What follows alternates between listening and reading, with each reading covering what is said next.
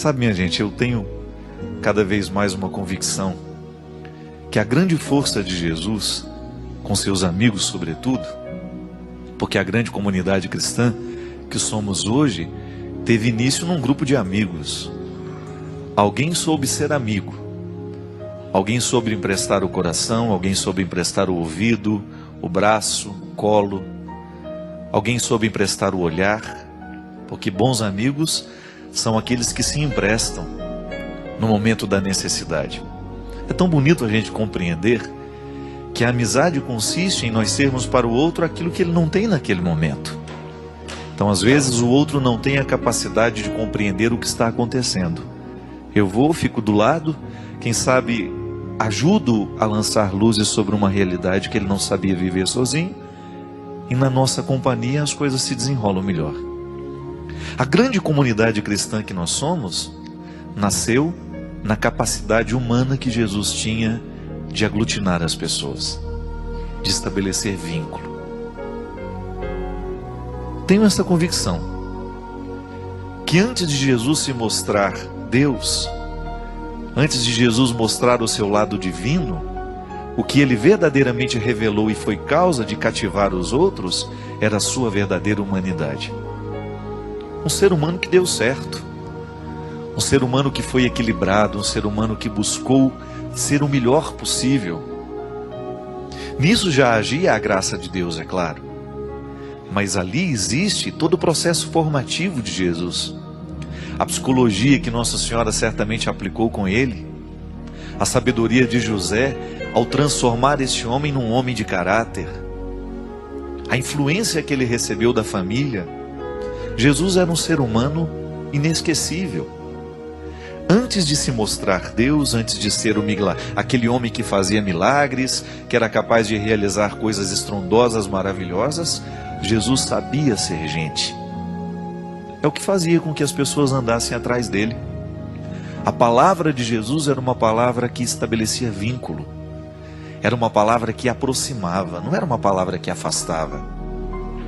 Se você vai na Sagrada Escritura e se você começa a pesquisar essa humanidade de Jesus, se você começa a ler as passagens que revela Jesus com seus amigos, Jesus nas festas, Jesus convivendo, você vai encontrar um ser humano inesquecível.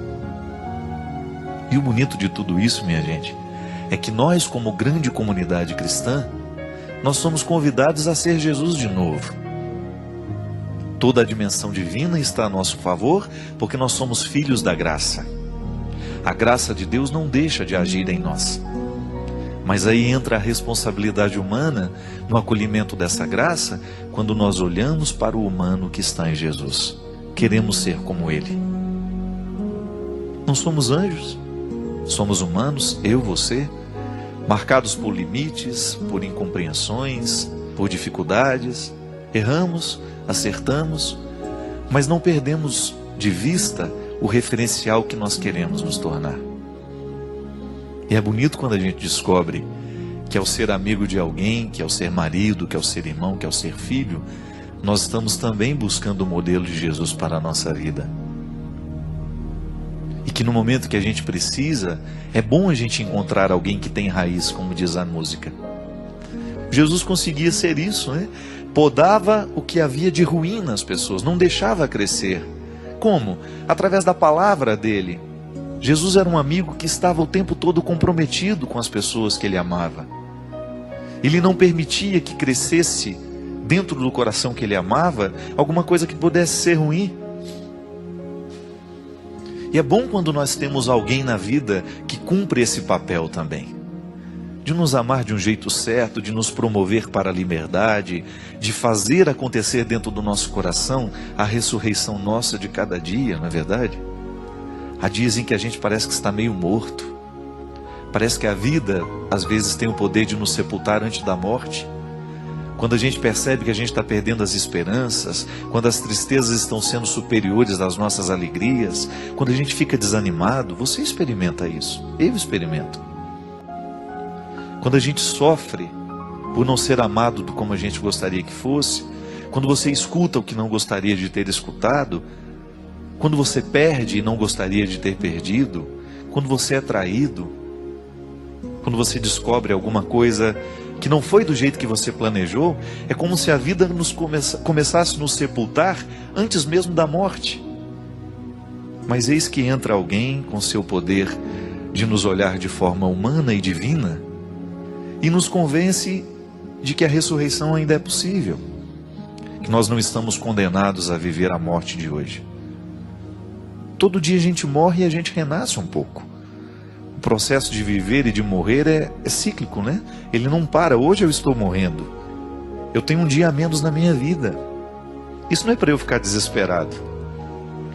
Hoje eu estou um dia mais próximo da minha morte, você também. Mas ao pensar nesta possibilidade, nesta realidade, não é uma possibilidade, é uma realidade, querendo você ou não, hoje você está um dia mais próximo do seu destino final. Isso não é para nos encher de desespero, mas é para, quem sabe, a gente pensar na qualidade que nós queremos dar aos dias que nos restam. Não é assim? É o que Jesus fazia. A mudança que acontecia na vida das pessoas é porque Jesus abriu os olhos delas para esta realidade, mas sem desespero. O diabo gosta de nos colocar no desespero, Deus gosta de nos colocar na esperança. Há duas formas de interpretar este tempo que nos resta. Ou eu vou viver amargurado com aquilo que eu não vivi, com aquilo que eu não fiz, ou eu vou olhar para o tempo que me resta com o desejo de refazer o que precisa ser refeito, administrar o que precisa ser administrado e correr atrás do tempo perdido. Eu tive a graça de receber na minha casa essa semana o Guilherme, um amigo que a vida me deu a oportunidade de fazer. Ele já me conhecia e eu não. E eu tive a graça de ter o Guilherme. E eu achei interessante o quanto que na vida do Guilherme Deus me utilizou como sendo um sinal. Um rapaz jovem, cheio de vida, diferente, não é comum, não é? Não é aquele rapaz que eu costumo ver na fila da minha igreja, não. Diferente. Mas nele uma experiência de Deus humana. Muito bonito de identificar isso nele.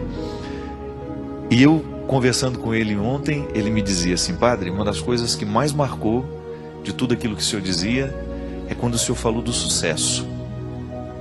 O senhor disse que fazer sucesso é ser feliz.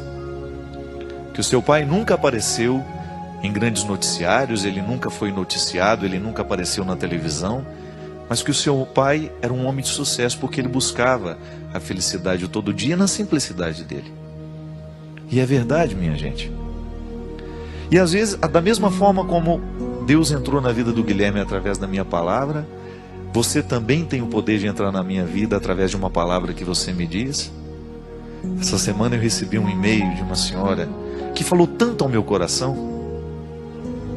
Ela fazia um comentário de uma realidade que aconteceu essa semana e que me tocava profundamente, sabe, para abrir os meus olhos de uma maneira simples, bonita e direta para alguma coisa que Deus queria me dizer e que me disse através dela. E é interessante que quando a gente termina de ler um e-mail como esse, a gente sente vontade de dizer: palavra da salvação. Não é verdade? Qual é a palavra que nos salva? É aquela que nos encontra na hora certa. A palavra que tem o poder de salvar é aquela palavra que nos encontra no momento certo. Quantas vezes você leu aquela mesma passagem da Escritura e ela não disse nada para você, mas de repente você lê e aquela palavra te salva naquela hora? Por quê? Porque era a hora certa de ler. É como você dizer alguma coisa para o seu filho na hora errada. Não adianta. Na hora que está todo mundo gritando, que está todo mundo nervoso, a palavra nunca vai ser poderosa a ponto de salvar. Mas na hora da calma, na hora em que a confusão terminou, a gente tem o poder de salvar o outro com a nossa palavra. Eu perdoo você. Quantas vezes essa palavra, ela é salvação na vida do outro? Eu entendo o que você está sentindo, isso salva. Quantas vezes no momento do nosso desespero, minha gente, a gente só quer isso. Alguém que olhe para a gente e fala: eu entendo o que você está sentindo.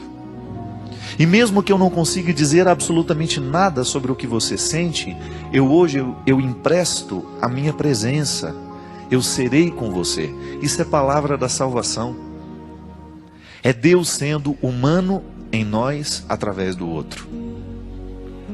É o processo que nos ensina e que faz atualizar na Galileia dos nossos dias o mesmo que aconteceu naquele tempo, quando Jesus tinha a coragem de olhar para os miseráveis do seu tempo, para aqueles que necessitavam, e dizer para eles essa palavra de salvação, que a igreja continua pronunciando, dizendo em cima de todos os telhados, para que ninguém deixe de ouvir, porque nós acreditamos no que anunciamos, e nós queremos que aquilo que nós anunciamos seja a palavra de salvação na hora certa, no momento certo, na vida de tantas pessoas.